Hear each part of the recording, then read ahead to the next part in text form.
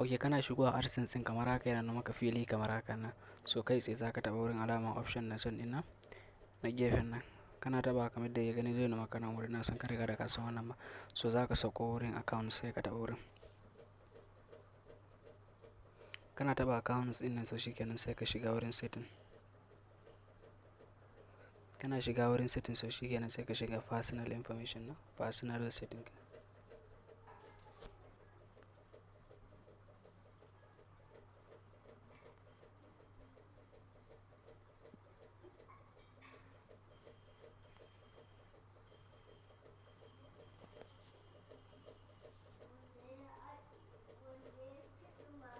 Kana shiga cikin personal information.